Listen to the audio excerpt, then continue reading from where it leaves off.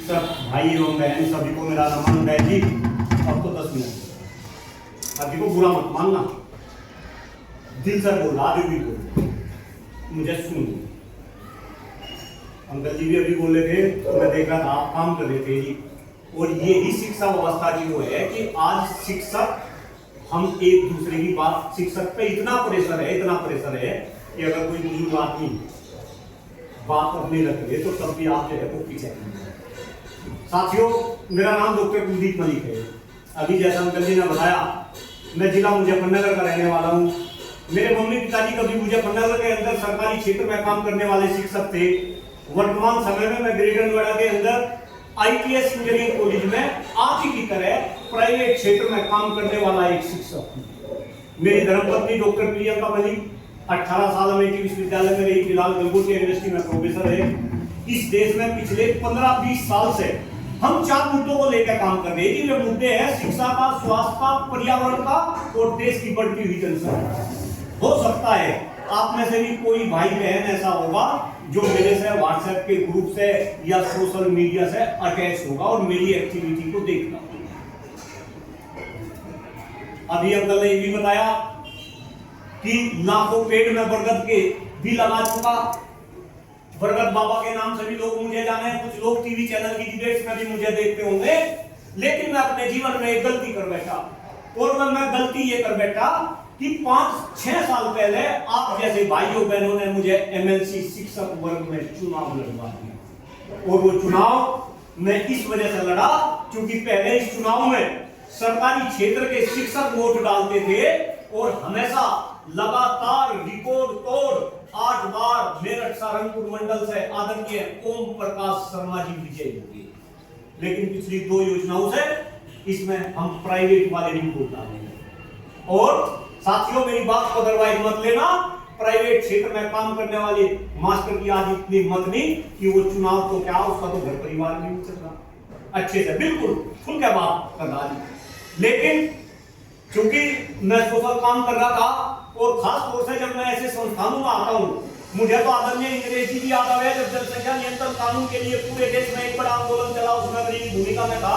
तो माननीय इंदिरा जी, सब लोग परिचित होंगे, माननीय इंदिरा जी कभी मुझे बच्चा सम्मान मानते थे। जब भी दिल्ली आते थे फोन आ लेते थे, प्रोफेसर साहब दिल्ली आ रहा, आके बात करेंगे।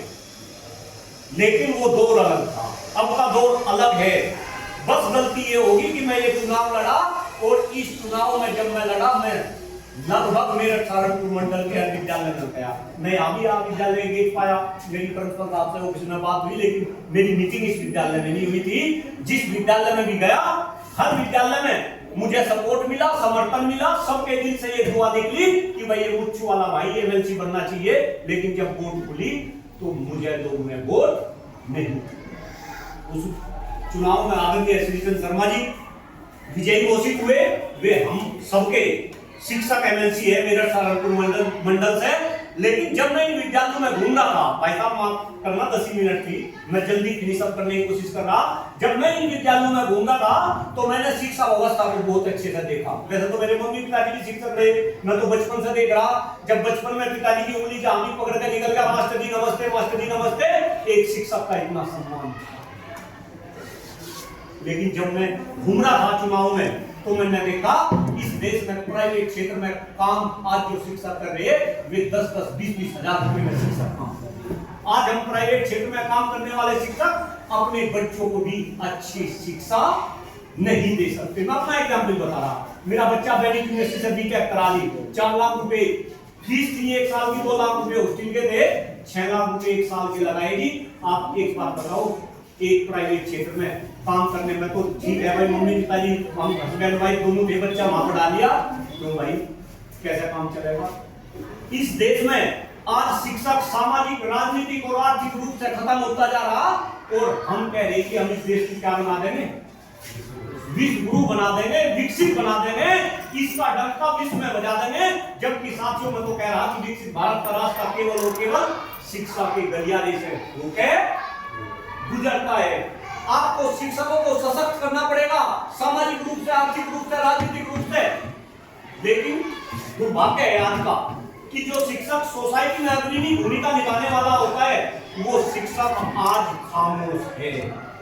देखो बुरा मत मानना, आप तो ऐसे शैक्षणिक संस्थान में काम कर रहे, मैं तो गर्व फील करता हूं इन संस्थानों में। शायद आपको भी पता होगा कि विद्या भारती एक ऐसी संस्था है जो पूरे विश्व में सबसे ज्यादा जिसके विद्यालय है, सबसे ज्यादा जिसके पास में बच्चे हैं, और पूरे विश्व में सबसे ज्यादा इनके पास में एल्यूमनाई है। सौभाग्यशाली है आप ऐसे संस्थानों में काम कर रहे हैं। लेकिन कहीं ना कहीं हमें शिक्षकों की दशा और दिशा पे भी ध्यान देना पड़ेगा। जो शिक्षक एमएलसी वर्तमान में हमारे हैं, डंके की चोट पे कह रहा, अगर मौजूद में कोई शिक्षक मर भी गया तो वे उसके घर तक भी जाना पसंद नहीं करते। आपकी आवाज उठाना तो दूसरी बात। मुझे तो लोग कहते कि मैं विद्या भारती के संस्थान में मत जाया कर, वहां तुझे वोट नहीं मिलेगी। वोट लेना डॉक्टर कुलदीप मलिक का पर्पज नहीं है, मेरा पर्पज आपको जागरूक करना है। अगर आप जागरूक होगे तो आप बचोगे, अदरवाइज ना तो आप बचने के और ना आने वाले टाइम में ये देश। साथियों, बड़ा दुख होता है, बड़ा दुख होता है जब शिक्षा व्यवस्था को मैं देखता हूं। अगर अमीर का बच्चा है, जैसे ही बच्चा अपनी मां के पेट से आज पैदा हो रहा, अगर अमीर का बच्चा है तो वो प्राइवेट विद्यालय में पढ़ेगा। प्राइवेट विद्यालय में वो हॉर्लिक्स का दूध पिएगा, एसी क्लासरूम में बैठेगा। और गरीब का बच्चा है तो वो सरकारी विद्यालय में जाएगा, जहां वो सरकारी दलिया खाएगा, सरकारी खिचड़ी खाएगा। फिर जब दोनों बच्चे कंपटीशन के लिए आएंगे तब इस देश की सरकार करेगी पेपर लीक। 40-40 लाख रुपए में इस देश में नीट के पेपर बिक रहे, यानी कि देश में फर्जी डॉक्टर बन रहे, फर्जी इंजीनियर बन रहे। इनफैक्ट देश में फर्जी ब्यूरोक्रेट बनना भी शुरू हो गए। आपको पता होगा मैं कहां बात कर रहा। शिक्षक को सारी बात पता, लेकिन शिक्षक को इतना दबा दिया कि आज का शिक्षक बिल्कुल खामोश है। अरे शिक्षक तो सोसाइटी के अंदर से हुआ करता था, जहां शिक्षक चलता था पूरी सोसाइटी उसके पीछे पीछे चलती थी। तो मेरा आपसे ये निवेदन है, ज्यादा कुछ ना कहते हुए, आप में से कुछ साथी मेरे व्हाट्सएप के ग्रुप से भी जुड़ रहे होंगे, जो साथी नहीं जुड़ रहे उन्हें भी आज के बाद हम जोड़ने की कोशिश करेंगे। भाई अगर आपको ऐसा लगे कि मैं वोट देने लायक हूं, आप मुझे जांचें, मुझे परखें, आप मेरा सहयोग करें। अगर आपके ऊपर प्रेशर है, ऐसा भी हो सके प्रेशर भी आ जा, तो भाई आप 1 नंबर की वोट नहीं तो आप 2 नंबर की वोट, इसमें प्रायोरिटी बेसिस पे भी जो है वोट कर जाओ। आपका कोई भी काम हो, किसी भी टाइप का काम हो, डंके की चोट पे इस बात को कहूं कि जितने काम जिस प्रत्याशी को आपने वोट देकर विधान परिषद में भेजा, इतने काम तो उसने जीतने के बाद भी नहीं करे जितने काम हमने हारने के बाद करे। साथियों, कई सारे एग्जाम्पल कहां का याद दिलाऊं। मुजफ्फरनगर के अंदर आदर्श इंटर कॉलेज में एक शिक्षक क्लासरूम के अंदर ही पढ़ाता बेचारा, उसका हार्ट फेल हुआ। जब विद्यालय में पता करा कि कितनी तनख्वाह मिल रही थी, दुख हो गया। बताते हुए प्रिंसिपल साहब ने बताया कि मलिक साहब 19 साल से हमारे यहाँ काम करता था और उसकी तनख्वाह थी मात्र 8,500 रुपये। बता दी फैमिली में कैसे काम चल रहा।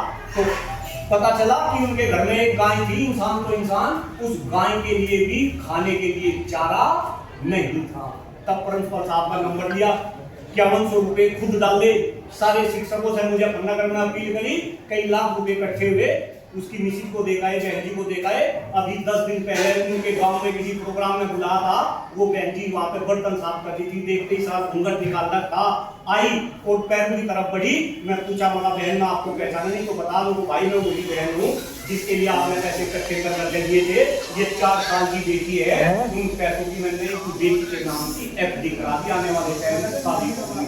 तो भाई हमको ऐसा एक भाई का सामने में एक्सीडेंट हुआ, 10 लाख रुपए का खर्चा था, दिमाग में चोट लगी थी, ऑपरेशन होना था। फैमिली का सबसे बड़ा स्कूल है स्कॉटिश इंटरनेशनल स्कूल, डंके की चोट पे सारी बात बताऊं। जब प्रबंधक को फोन करा, मगा भाई 10 लाख रुपए दे दो, इसकी जान बच जाएगी। तो ये कहा मलिक साहब 300 मास्टर है, हर महीने एक्सीडेंट हो, किसे पैसा देंगे, तब सामने में पैसे इकट्ठे करके उस भाई की जान। तो देखो हमको ऐसा भी काम करना। आप ही समाज और इस देश के भारत भाग्य विधाता हो, झूठ बोलते हैं देश के नेता की इस देश को विकसित बनाएंगे। अगर इस देश को कोई विकसित बनाएगा तो आप जैसे शिक्षक भाई एवं बहन बने।